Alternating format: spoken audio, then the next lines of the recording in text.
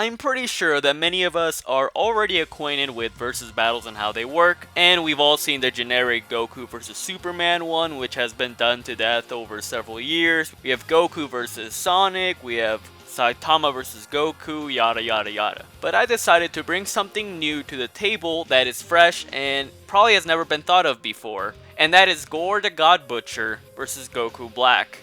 Now, if you have read the 2013 issues of Thor God of Thunder, you might already know who Gorr is, his ambitions, his goals, his abilities, and his power. But if you haven't, that is fine, because I'm going to be breaking down what his character is and why he is really similar to Goku Black, not only in his goals, but also his abilities and his power. So, without further ado, let's begin with Goku Black. So, as we all know already if you have watched the series, Goku Black is actually Goten from the future. Okay, wait. Goku Black is Zamasu that actually switched bodies with Goku using the Super Dragon Balls. And he actually switched bodies with Goku post Universe 6 arc, which is the Goku that fought against Hit. Now, as we know, even Zamasu, before he had actually obtained and switched bodies with Goku, when Goku sparred against him in a Super Saiyan 2 state, Goku stated that the sensation that he had against Zamasu was very similar to the sensation that he had when he fought against Beerus, which means that Zamasu should be around that Battle of Gods level of power. And as we also know, this is basically a broken record at this point, that Goku had absorbed the power of the Super Saiyan God post-Battle Gods arc. We know that Goku had actually surpassed the power of the Super Saiyan God as stated by several characters, and we also know that during the Fukatsu no F arc, or Revival of Frieza, that Goku and Vegeta had gotten much stronger at this point, and Beerus even commented on how stronger they had become. Not to mention that post Universe 6 arc, Goku actually fought against Beerus, and Beerus actually had a lot more fun this time around because he stated that he was feeling pretty bored and disappointed fighting against Goku during the Battle Gods arc, and Whis even had to step in to stop them from fighting. So this is all further confirmation that Goku has become a lot stronger since then, meaning that Goku in his base form alone, post-Battle Gods arc, should be in those multi-galaxy to universal ranges of power easily. And well, Goku Black had a really fun time bukkaking Goku and Vegeta several times, even after they had been trading their asses off and getting Zenkai. So Goku Black is definitely a really formidable opponent. Even when Goku Black was momentarily surpassed by Super Saiyan Blue Vegeta, Goku, or Super Saiyan Rage Trunks, for example when we saw Goku getting enraged and Vegeta bullying him around, Goku Black was not like worried. He was just laughing his ass off. He was like, this will make me get stronger. This is really interesting because when we see other villains, when they get overwhelmed, they're like, oh shit, like I'm fucked. This is impossible. How are you stronger than me? But Goku Black actually saw it as a way to get stronger. He's like, oh, it's actually a lot better that it's actually really good that you're stronger because then I can get stronger. So even if someone had like the power advantage on Goku Black, then he would actually use that as a weapon against his enemy, which is what really made him unique in Dragon Ball. And a producer that was in charge of some of the Goku Black arc episodes actually said that if all the fusion characters and of course Beerus was left out, then Goku Black would have been the strongest character at that time, meaning that Goku Black would have been stronger than Super Saiyan Blue Goku, Vegeta, Rage Trunks, and possibly Super Saiyan Blue Kaioken Goku. Regardless, you don't really need a producer's statement to further confirm this because we knew that Goku Black, after obtaining his ability to open up dimensions with the Scythe, was actually able to tire out Goku and Vegeta and could have defeated them pretty easily if it wasn't for Akira Toriyama's great writing. And as I said, he has several abilities such as being able to summon clones which appear to multiply and regenerate if they're defeated. He's able to get stronger mid-battle through Zenkais, and for some reason he has a fascination with bladed weapons.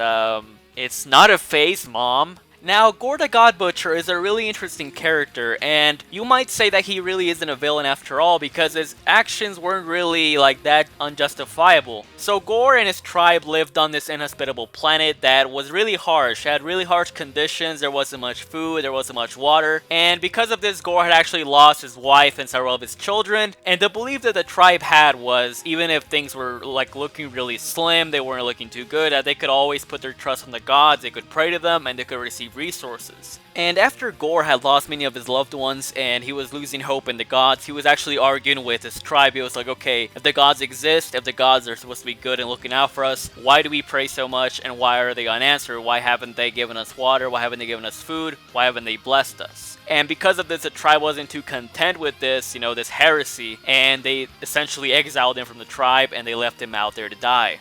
Later on, while Gorr was on his own, he actually encountered two gods that were fighting each other, and Gorr was like, okay, gods really do exist. Then why haven't they answered our prayers? Why haven't they helped us out at all? And he actually takes his anger out on one of the gods that was still surviving. And this god was injured, he was asking for help, and Gorr denied him and said, why should I help you if you didn't help me or my family, my children, or my tribe? And because of this intense anger and hate that Gorr had within him, he had actually killed his first gods then and there, and the Necro Sword bonded with him. The Necro Sword is essentially like this super symbiote. As we have seen with Spider-Man and Venom, that the symbiote boosts their power, it also changes their personality. The Necro Sword is really similar to that, except it gives a much higher power boost, which actually allowed Gorr to go from a regular humanoid to being able to kill entire pantheons of gods across several timelines and realities. And he was able to kill off gods that could wrestle black holes for fun, which is pretty damn insane. This eventually led Gorr to fight off against several Thors from separate timelines, and this is where it gets really spicy because we do know that Goku Black and Zamasu's plan was to kill off the mortals, and with that they killed off the gods of destruction and the Kaioshin, while Gorr's plan was to kill off the gods based on a personal vendetta. And with Goku Black and Zamasu, they had this god complex. They were egotistical, they looked down on the mortals and other gods as well for giving them mercy. Now, even though Gorr and Goku Black have similar goals to wipe out the deities, they had it for different reasons. And you could argue that Gorr's was a bit more justifiable, although he took it way too far. It was like a prank gone wrong, because he was killing off gods that probably had nothing to do with his family dying or were from even the same universe. So yeah, Gorr took it way too far. I'd seen you guys in my area, like this is usually where I chill, but I was just like, it gives off the impression that you're trying to get popped. Like, are you trying to get popped? Are you trying to... Ah, bro, hey, it's a prank! So to get an idea about how powerful Gorr is, we can take a look into what Thor himself has done. The God Butcher had actually faced off against 3 Thors. One was from the past, before Thor had actually gone a hold of Mjolnir, the modern or the standard Thor, which we all know and love, at least I hope, and Old King Thor, which is essentially like this much more experienced and much more powerful Thor from the future, and should be comparable to the likes of Odin. Now, Thor on average has shown several star to multi-solar system level feats up to a galaxy if you really want to go there, but for example, he was able to survive an explosion from a bomb that wiped out the ship the size of a solar system. He could also damage people like the Silver Surfer and Thanos, who have shown that they can survive a lot of heavy hits. Silver Surfer himself actually survived something that wiped out entire star systems, and he didn't even have a single scratch. So if Thor is able to keep up in combat and actually damage the Silver Surfer and several other Herald level beings, they should be in those multi-solar system levels of power. And as I mentioned, Old King Thor is a lot more powerful and a lot more experienced and should be comparable to Odin because they both have millennia upon millennia more experience than standard Thor. And what of Odin, you might be asking? Well, he does have a lot of feats, very incredible ones at that, and should easily be scaled to God of Destruction level fighters.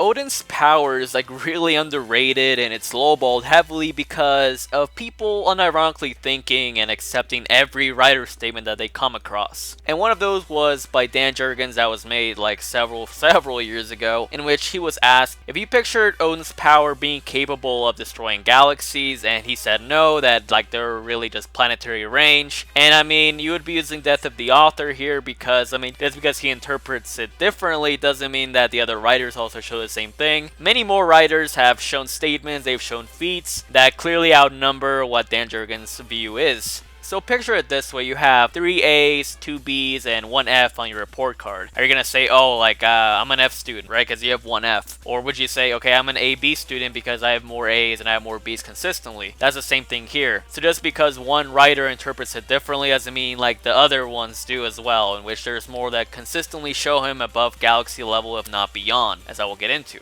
But hey, why take my word for it? Why don't we look into one of the most reliable and clearly the most thought out wikia of all time, the Versus Battles wiki. Let's see what they say about Odin's power. Let's see here. Multi-galaxy level plus. So Odin is not even universal, so if Gorr is able to defeat someone that's multi-galaxy level, that means that if someone's universal, they could beat him. So wait, hold on. So if he's multi-galaxy level, that means that base Goku Black solos, right? Right? Because, I mean, Odin is multi-galaxy level, right? I mean, Versus Battle clearly isn't wrong here, right? Okay, I guess that's a wrap. Base Goku Black wins. I'm out. Look. Look at this. Somebody come look at this. Look at this. Somebody come and look at this. Look at this.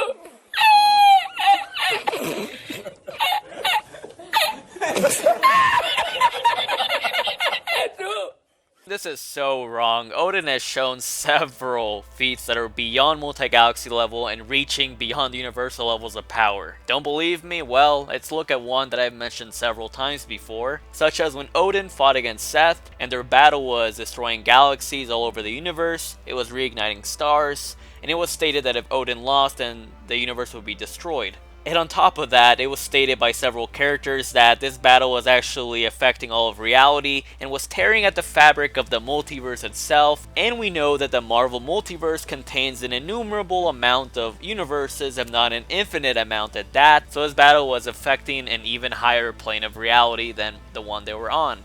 Not to mention, it was implied that Odin was weakened mentally because even though he had regained his power, he was still thinking and reacting like a mere mortal would, which means that he wasn't able to fight at full mental capacity. Regardless, I am not implying that Odin is a multiverse buster or anything like that, but his battle with Seth clearly was affecting more than just the universe and was affecting the entire multiverse itself, meaning that in terms of range, it is clearly a really impressive feat.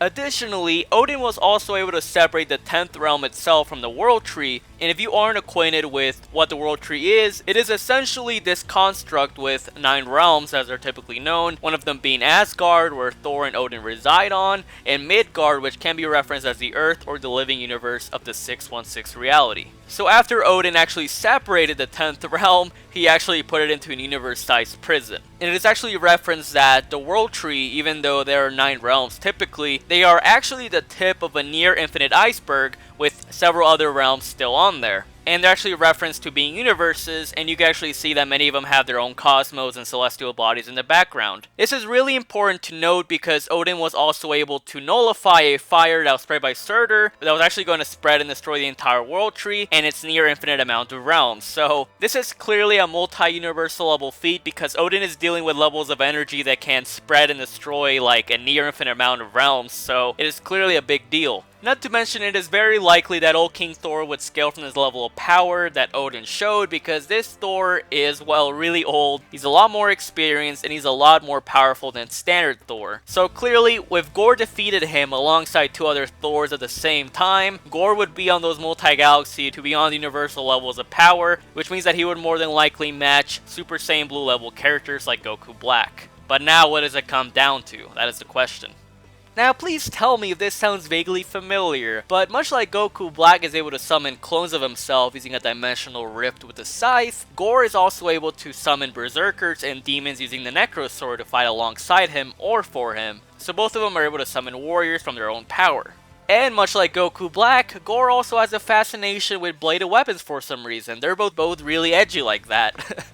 However, Gorr does have some advantages over Goku Black because he's able to regenerate lost limbs with the power of the Necro Sword, and he can also craft armor, which can actually take hits from Skyfather level beings. So Gorr clearly has a much more defensive advantage over Goku Black. But the disadvantage is that Gorr cannot get stronger over time in such a quick fashion like Goku Black can. And that is because Gorr had been killing several gods over thousands of years to gain enough power to actually face off against the Thors. While Goku Black on the other hand got really powerful in just a couple of days, and mid-battle as he was getting dicked by Vegeta, Goku, and Trunks, and he eventually surpassed them, and as we know by the producer's statement, he would have been the strongest at that time, prior to the fusion between Goku Black and Zamasu.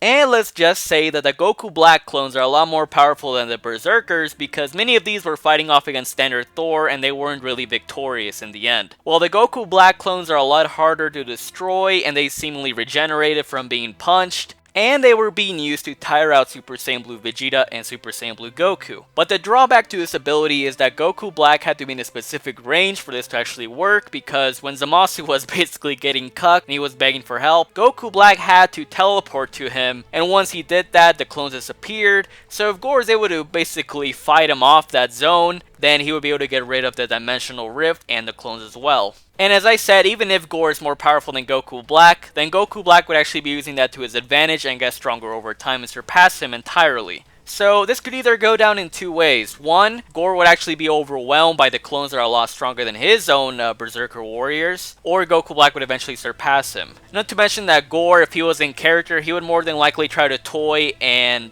just stick around with Goku Black, because that is what Gorr did against Thor and several other gods. He was torturing them and he was basically toying with them several times. So if Goku Black is being toyed around with, he would eventually surpass him in a short amount of time and overwhelm him. Not to mention that Gorr wouldn't know about his abilities or his weaknesses regarding the dimensional rift. So both of them are in character of how they would act in the series. I believe it is very possible that Goku Black would win based off the fact that he can adapt a lot quicker and he also has a lot more powerful clones. But if they do know about each other's weaknesses, I can definitely see Gorr take it seriously and actually defeat Goku Black. So yeah, that's how I think it would go down. I'd love to hear your guys' opinions on the matter. How do you think it would go down? But other than that, guys, I really hope you enjoyed. Please subscribe and like the video if you haven't already. And I'll catch you thotties next time. Peace out.